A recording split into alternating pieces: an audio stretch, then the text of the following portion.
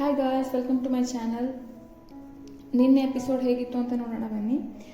ಹೇಳಬೇಕು ಅಂತಂದರೆ ನಿನ್ನೆ ಎಪಿಸೋಡ್ ಸ್ವಲ್ಪ ಬೋರಿಂಗ್ ಆಗಿತ್ತು ಮತ್ತು ಎಕ್ಸ್ಪೆಕ್ಟೇಷನ್ ರೀಚ್ ಮಾಡಿಲ್ಲ ಅಂತಲೇ ಹೇಳ್ಬೋದು.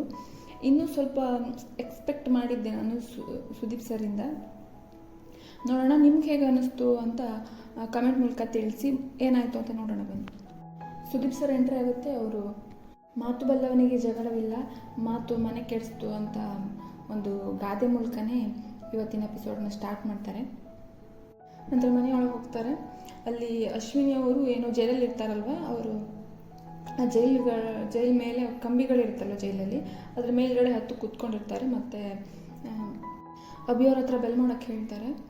ಸೊ ಇವೆಲ್ಲ ಅದು ಏನು ಮಾಡೋಕ್ಕೆ ಹೊರಟಿದ್ದಾರೋ ಅವರು ನಿಜವಾಗ್ಲೂ ಅರ್ಥ ಆಗಿಲ್ಲ. ತಮಾಷೆ ಅಂದರೆ ಇನ್ನು ತಮಾಷೆಗೆ ತಗೋಬೇಕಾಗುತ್ತೆ, ಮತ್ತು ಇನ್ನೇನು ಮಾಡೋಕ್ಕಾಗಲ್ಲ. ಅವರೇನೇ ಮಾಡಿದ್ರು ಅವರಿಗೆ ಏನೋ ಒಂದು ಶಿಕ್ಷೆ ಅಂತ ಕೊಡಲ್ಲ. ಅವೆಲ್ಲ ಏನಂತಂದರೆ ತಪ್ಪು ಮಾಡಿದ್ದಾರೆ, ತಪ್ಪು ಮಾಡಿರೋದಕ್ಕೆ ಶಿಕ್ಷೆ ಕೊಡಬೇಕು. ಯಾರ್ಯಾರೋ ಒಂದು ಚಿಕ್ಕ ತಪ್ಪು ಮಾಡಿದಾಗ ಅಥವಾ ಮನೆಯಿಂದ ಹೊರಗೆ ಬಂದಾಗ ಅದಕ್ಕೆಲ್ಲ ಶಿಕ್ಷೆ ಕೊಡ್ತಾರೆ. ಒಂದು ಕೇಕ್ ತಿಂದಾಗ ಅದಕ್ಕೆಲ್ಲ ಅವರಿಗೆ ಇಡೀ ಮನೆಗೆ ಅಂತಲೇ ಶಿಕ್ಷೆ ಕೊಡ್ತಾರೆ. ಮತ್ತು ಅದನ್ನು ರೂಲ್ಸ್ ಬ್ರೇಕ್ ಮಾಡಿದ್ರೆ ನಾನೇ ನೋಡ್ಕೋಬೇಕಾಗುತ್ತೆ ಅಂತೆಲ್ಲ ಹೇಳ್ತಾರೆ. ಅದಕ್ಕೆಲ್ಲ ಒಂದೇನು ಮಾತಾಡಿಲ್ಲ. ಒಂದು ಶಿಕ್ಷೆ ಅಂತ ಹೇಳಿಬಿಟ್ರು, ಅಂದರೆ ಹೋಗಿ ನೀವು ಕ್ಷಮೆ ಕೇಳಿ ಅಂತ ಹೇಳಿಬಿಟ್ರು. ಅದು ಹಂಗೆ ಕೇಳಂಗಿದ್ದಿದ್ರೆ ಎಲ್ಲರೂ ಅದನ್ನೇ ಮಾಡ್ತಾಯಿದ್ರಲ್ವ, ಅಥವಾ ಎಲ್ಲರೂ ತಪ್ಪು ಮಾಡಿದಾಗಲೂ ಅದನ್ನೇ ಶಿಕ್ಷೆ ಕೊಡಬೇಕು. ಮತ್ತು ಯಾಕೆ ಒಬ್ರಿಗೊಂಥರ ಇನ್ನೊಬ್ರಿಗೊಂಥರ ಮಾಡ್ತಾರೆ ನಿಜವಾಗ್ಲೂ ಗೊತ್ತಿಲ್ಲ. ಅವ್ರಿಗೇನಾದರೂ ಹೇಳಿದ್ರೆ ಅವ್ರು ಇನ್ನೂ ಸ್ವಲ್ಪ ಕೂಲಾಗಿ ಹೋಗ್ಬಿಡ್ತಾರೆ. ಆಮೇಲೆ ಮತ್ತೆ TRP ಸಿಕ್ಕಲ್ಲ ಅನ್ನೋದೇನಾದ್ರು ಇದೆಯಾ ಅಥವಾ ಅದು ಗೊತ್ತಿಲ್ಲ ಏನು ಅಂತ. ನಿಜವಾಗ್ಲೂ ಇಂಥದ್ದೆಲ್ಲ ನೋಡಿದಾಗ ತುಂಬ ಬೇಜಾರಾಗುತ್ತೆ. ಅವರು ಏನಂತಂದರೆ ಮಾಡಿದ್ರೆ ಎಲ್ರಿಗೂ ಒಂದೇ ಥರ ಮಾಡಬೇಕು, ಒಬ್ರಿಗೊಂಥರ ಇನ್ನೊಬ್ರಿಗೊಂಥರ ನಿಜವಾಗ್ಲೂ ಮಾಡಬಾರ್ದು. ಇದೆಲ್ಲ ತುಂಬ ಬೇಜಾರಾಗುತ್ತೆ. ಬಟ್ ಏನು ಮಾಡೋಕ್ಕಾಗಲ್ಲ, ಏನು ಹೇಳೋಕ್ಕೂ ಆಗಲ್ಲ. ಅವರು ನೋಡ್ಕೊಂಡು ಹೋಗ್ಬೇಕಾಗತ್ತೆ. ಅವರು TRP ಅಂತ ಹೋಗ್ತಾರೆ.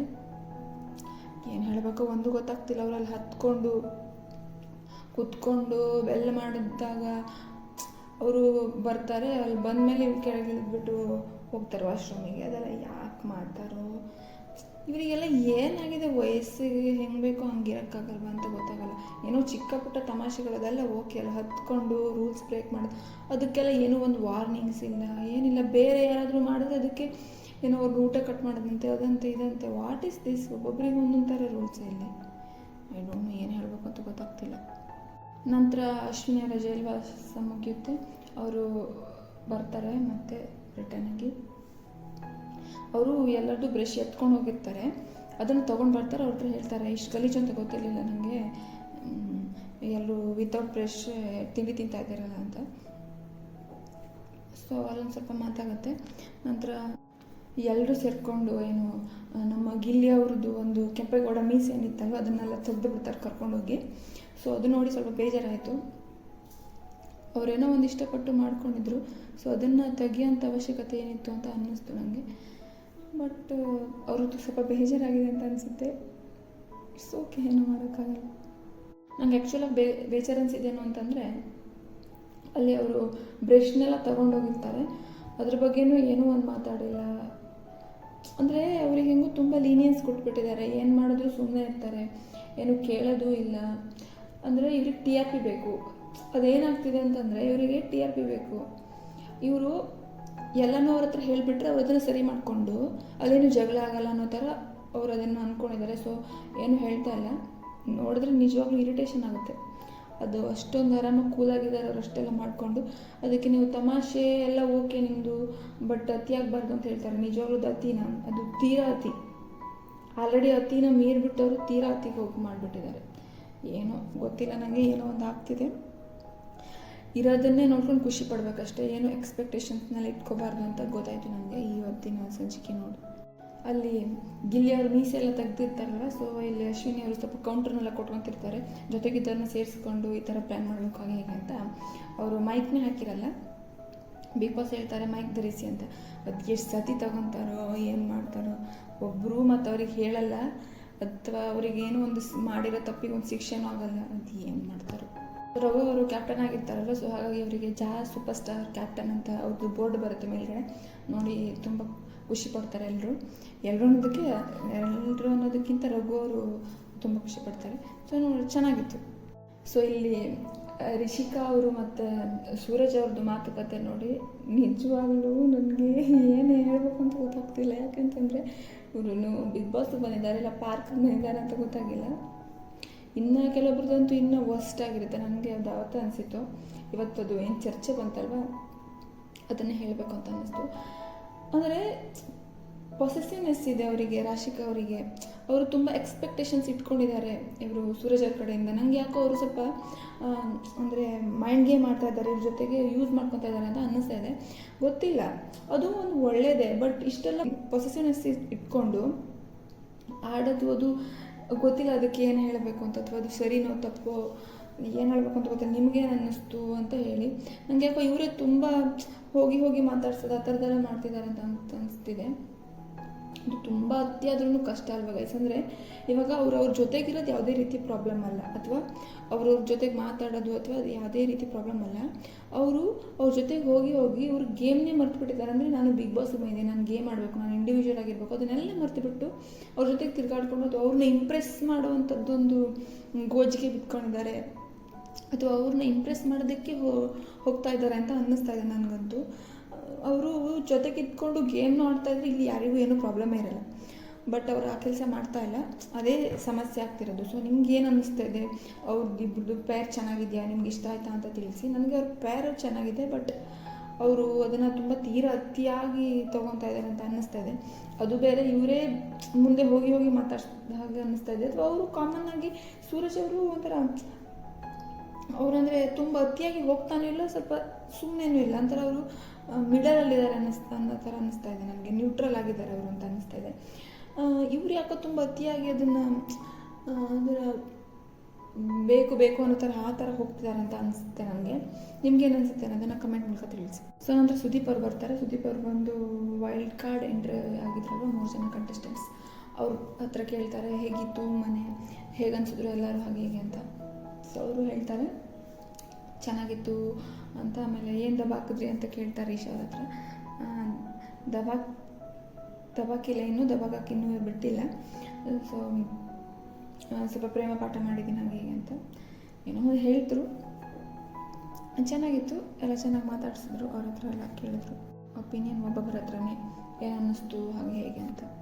ಸೂರಜ್ ಅವ್ರಿಗೆ ಸುದೀಪ್ ಅವರು ಕೌಂಟ್ರ್ ಕೊಟ್ಟಿದ್ದು ಚೆನ್ನಾಗಿತ್ತು. ನೀವು ಶರ್ಟ್ ಬಿಚ್ಚಿದ್ದು ಒಬ್ಬರು ನೋಡಿ ಅವ್ರ ಎಕ್ಸ್ಪ್ರೆಷನ್ ಎಲ್ಲ ನೋಡಿ ಅವತ್ತು ಚೇಂಜ್ ಆದವರು ಮತ್ತು ಗೇಮ್ ಆಡ್ತಾಯಿಲ್ಲ, ಕಾನ್ಸಂಟ್ರೇಷನ್ ಕಳ್ಕೊಂಡ್ಬಿಟ್ಟಿದ್ದಾರೆ ಹಾಗೆ ಹೇಗೆ ಅಂತ ಹೇಳಿದ್ರು. ಅದು ರಾಶಿಕಾ ಅವ್ರಿಗೆ ಅವ್ರು ಹೇಳಿದ್ದು.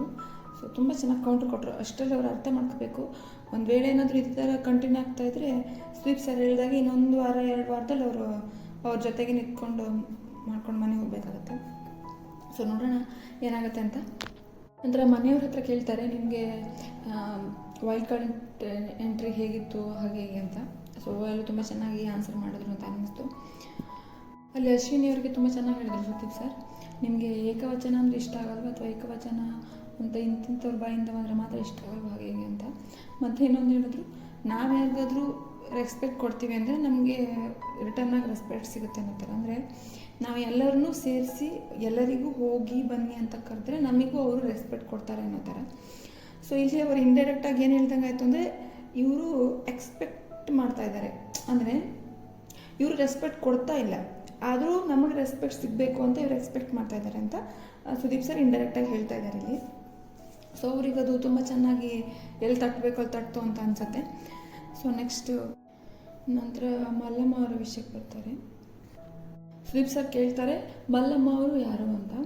ಸೊ ಎಲ್ಲರೂ ಕಂಟೆಸ್ಟೆಂಟ್ಸ್ ಅಂತ ಹೇಳ್ತಾರೆ. ಸೊ ಇಲ್ಲಿ ಎಲ್ಲರೂ ಅವ್ರನ್ನ ತುಂಬ ಈಸಿಯಾಗಿ ತಗೊಂಡಿದ್ದಾರೆ. ಅಂದರೆ ಈಸಿಯಾಗಿ ತಗೊಂಡಿದ್ದಾರೆ ಅನ್ನೋದಕ್ಕಿಂತ ಅವ್ರಿಗೆ ಅಂದರೆ ಅವರೇನೋ ನಮ್ಮ ಬಿಗ್ ಬಾಸ್ ಮನೆಗೆ ಬಂದಿರೋ ಗೆಸ್ಟ್ ಅನ್ನೋ ಥರ.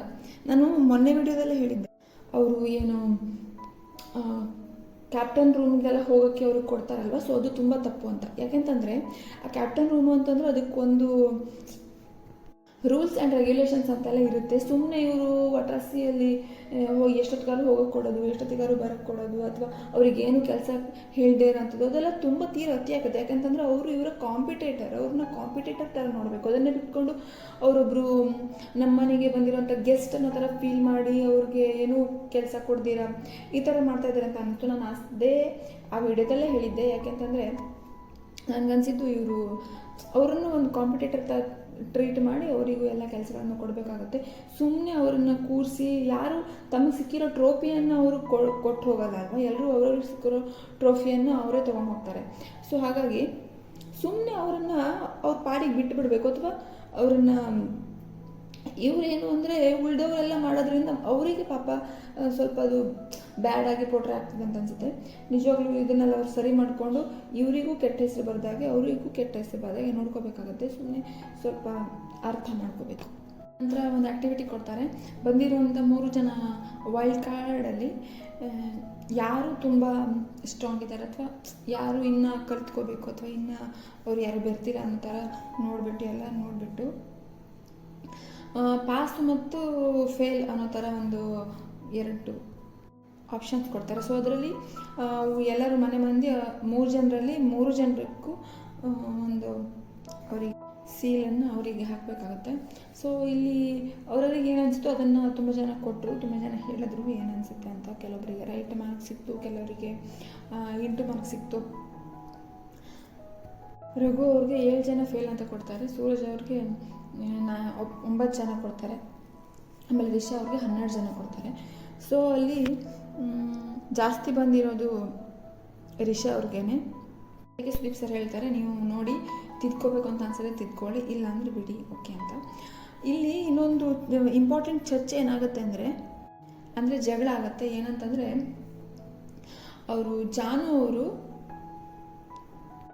ಇಂಟು ಮಾರ್ಕ್ನ ರಿಷಾ ಅವ್ರಿಗೆ ಕೊಡುವಾಗ ಅವರು ಒಂದು ಮಾತು ಹೇಳ್ತಾರೆ. ಏನು ಅಂತಂದರೆ ಅವರು ಚಂದ್ರಪ್ರಭಾ ಜೊತೆಗಾಗಿರ್ಬೋದು, ಗಿಲ್ಲಿ ಜೊತೆಗಾಗಿರ್ಬೋದು ನಮಗೆ ಸ್ವಲ್ಪ ಮುಜುಗರ ಆಗೋ ಥರ ನಡ್ಕೋತಾರೆ ಅಂತ ಅಂದ್ಬಿಟ್ಟು, ನನಗೆ ಅದು ಅವ್ರು ಹೇಳಿದ್ದು ಕರೆಕ್ಟ್ ಇದೆ. ಅಂದರೆ ನಾರ್ಮಲಾಗಿ ಅನಿಸುತ್ತೆ, ಅದು ಯಾವುದಕ್ಕೂ ಒಂದು ಲಿಮಿಟ್ ಇರುತ್ತೆ. ಇವರು ತುಂಬ ಲಿಮಿಟ್ ಕ್ರಾಸ್ ಮಾಡ್ತಾ ಇದ್ದಾರೆ ಅಂತ ಅನಿಸುತ್ತೆ. ಅಂದರೆ ಅದರಲ್ಲೂ ಅವರು ಚಂದ್ರಪ್ರಭಾ ಅವ್ರಿಗೆ ಆಲ್ರೆಡಿ ಮದುವೆ ಆಗಿರೋದ್ರಿಂದ ಅವರು ಸ್ವಲ್ಪ ಲಿಮಿಟ್ಸ್ ಇರಬೇಕಾಗುತ್ತೆ. ಹೋಗಿ ಕಾಲ ಮೇಲೆ ಮಲ್ಕೊಳ್ಳೋದಾಗಿರ್ಬೋದು, ಇನ್ನೊಂದು ಮತ್ತೊಂದು, ಅದಷ್ಟು ನೋಡೋದಕ್ಕೆ ಚೆನ್ನಾಗಿ ಕಾಣಿಸಲ್ಲ. ಅಥವಾ ಅವ್ರ ಮನೆಯವರು ಏನು ನೋಡ್ತಿರ್ತಾರಲ್ವ ಅವ್ರಿಗೆ ಹೆಂಗೆ ಅನಿಸ್ಬೋದು ಅಂತಲೂ ಇವರು ಒಂಚೂರು ಥಿಂಕ್ ಮಾಡಿಲ್ಲ. ಏನೋ ಅವರು ಹುಡುಗಿ ಅಥವಾ ತುಂಬ ಸ್ವಲ್ಪ ಮಾಡರ್ನ್ ಆಗಿದ್ದಾರೆ ಇರ್ಬೋದು ಎಲ್ಲನೂ, ಬಟ್ ಅವರಿಗೆ ಆದಂಥ ಒಂದು ಲೈಫ್ ಇರುತ್ತೆ. ಅದನ್ನು ಅವ್ರು ಅರ್ಥ ಮಾಡ್ಕೊಂಡು ಅದಕ್ಕೆ ಹೆಂಗೆ ಬೇಕೋ ಹಂಗೆ ಇರಬೇಕಾಗುತ್ತೆ. ಇಲ್ಲಿ ಅವ್ರು ಹೇಳಿ ರೀಸನ್ ಕೊಟ್ಟಾದಮೇಲೆ ಜಾನ್ವಿ ಅವ್ರಿಗೆ ಮತ್ತು ರಿಷಾ ಅವ್ರಿಗೆ ಅದೇ ಇದಕ್ಕೆ ಜಗಳ ಆಗುತ್ತೆ. ಇಲ್ಲಿ ಹೇಳಿರೋ ಪಾಯಿಂಟ್ಸ್ ಕರೆಕ್ಟ್ ಇದ್ರೂ ಹೇಳಿರೋಂಥ ವ್ಯಕ್ತಿ ಸರಿ ಇಲ್ಲ ಅಂತ ಅನ್ನಿಸ್ತು. ಮತ್ತಿನ್ನೊಂದು ಏನಂತಂದರೆ ಅವರಲ್ಲಿ ಒಂದು ಉದಾಹರಣೆ ಕೊಟ್ಟು ಹೇಳ್ತಾರೆ, ನಮಗೆ ಕಾವ್ಯ ಅವರು ಮತ್ತು ಗಿಲ್ಲಿ ಅವರು ಆ ಥರ ಇರ್ಬೇಕಂದ್ರೆ ನಮ್ಗೆ ಆ ಥರದ್ದೇನೋ ಒಂದು ಅನ್ಕಂಫರ್ಟಬಲ್ ಫೀಲ್ ಆಗಲ್ಲ ಅಂತ. ಯಾಕೆ ಇವರು ಚಂದ್ರಪ್ರಭಾ ಅವ್ರ ಜೊತೆಗೆ ಡ್ಯಾನ್ಸ್ ಮಾಡಿದ್ರಲ್ವ, ಅದು ಮ್ಯಾಟ್ರ್ ಆಗಲ್ವ. ಮತ್ತು ರಾಶಿಕಾ ಅವರು ಮತ್ತು ಸೂರಜ್ ಅವರು ಏನು ಅವ್ರದ್ದು ನಡೀತಾ ಇದೆಯಲ್ವ, ಅದನ್ನೇ ಇವ್ರು ಆಪ್ಷನಾಗಿ ತೊಗೋಬೋದಿತ್ತು. ಯಾಕೆ ಕಾವ್ಯ ಮತ್ತು ಗಿಲ್ಲಿ ಅವ್ರನ್ನ ತೊಗೊಂಡ್ರು ಅಂತ ಗೊತ್ತಿಲ್ಲ ನಿಜವಾಗ್ಲು. ಸೊ ನೋಡೋಣ ಏನೇನಾಗುತ್ತೆ ಅಂತ, ತಿದ್ಕೋಬೇಕು. ನಂತರ ಸುದಿ ಅವರು ಏನೋ ಒಂದು ಕೆಟ್ಟ ವರ್ಡ್ ಯೂಸ್ ಮಾಡಿರ್ತಾರೆ, ಅದ್ರ ಬಗ್ಗೆ ಮಾತಾಡ್ತಾರೆ ಸುದೀಪ್ ಸರ್. ಯಾಕೆ ನೀವು ಚಿಕ್ಕವರಿದ್ದೀರಲ್ಲ, ಚೈಲ್ಡ್ ಅಂತ ಹೇಳಿದ್ರಲ್ವ ನೀವು, ಸೊ ನಾನು ನಿಮಗೆ ಅದೇ ಥರ ನೇಮ್ ಇಟ್ಟು ಕರೀಲ ಅಂತ ಕೇಳ್ತಾರೆ. ಸೊ ಅದು ಮಿಸ್ ಆಗಿ ಬಂತು ಅಂತ ಹೇಳಿದ ತಕ್ಷಣ ಇಲ್ಲ, ಅದು ಮಿಸ್ ಆಗಿ ಬಂದಿಲ್ಲ, ನಿಮ್ಮದು ದೃಷ್ಟಿಕೋನ ಆಗಿದೆ ಅಂತ ಹೇಳ್ತಾರೆ. ಸೊ ನಿಜನೇ, ಇವರು ಮನಸ್ಸಲ್ಲಿ ಅನಿಸಿರೋದೇ ಅಲ್ವಾ ಬರೋದು ಅಲ್ಲಿ. ಸೊ ಮಾತಿನ ಮೇಲೆ ಸ್ವಲ್ಪ ನಿಗಾ ಇರಬೇಕಾಗುತ್ತೆ. ಸುಮ್ಮನೆ ಏನೋ ಒಂದು ಬಾಯಿ ಇದೆ ಅಥವಾ ಸುಮ್ಮನೆ ಕೇಳ್ತಾರೆ ಒಬ್ಬರು ಅಂತ ಹೇಳೋದಲ್ಲ. ಮತ್ತು ಅವ್ರ ಹತ್ರ ಎಲ್ಲ ಕೇಳ್ತಾರೆ, ನಿಮ್ಗೇನಾದರೂ ಹೇಳಿದರೆ ನೀವು ಏನು ಮಾಡ್ತಾಯಿದ್ರಿ ಹಾಗೆ ಹೀಗೆ ಅಂತ. ಬೇರೆಯವರೆಲ್ಲ ಆಗಿದ್ದರೆ, ಅಶ್ವಿನಿಯವರಾಗಿದ್ರಂತೂ ಫುಲ್ ಗಲಾಟೆ ಮಾಡಿ ಬಿಗ್ ಬಾಸ್ನ ಕರೆಸಿಬಿಡ್ತಿದ್ರೇನು, ಆ ಥರ ಒಂದು ಕೆಲಸ ಮಾಡ್ತಾಯಿದ್ರು ಅವರು. ಇವರಾಗಿದ್ದಕ್ಕೆ ಸುಮ್ಮನೆ ಇದ್ದಾರೆ. ಅಲ್ಲಿ ಎಷ್ಟೊಂದು ಮಾತುಗಳಿಗೆ ಕ್ಲಾರಿಟಿ ಸಿಕ್ಕಿಲ್ಲ ಈ ಎಪಿಸೋಡಲ್ಲಿ. ಎಷ್ಟೊಂದು ಏನು ಹೇಳಿರೋದಕ್ಕೆಲ್ಲ ಅವರಿಗೆ ಶಿಕ್ಷೆ ಆಗಿಲ್ಲ, ಕೆಲವೊಂದನ್ನು ಕೇಳೇ ಇಲ್ಲ. ಸೊ ಅದನ್ನೆಲ್ಲ ಏನು ಮಾಡಬೇಕು ಅಂತ ನಿಜವಾಗ್ಲೂ ಗೊತ್ತಿಲ್ಲ. ಸೊ ನೋಡೋಣ ಏನೇನಾಗುತ್ತೆ ಏನೇನು ಅಂತ.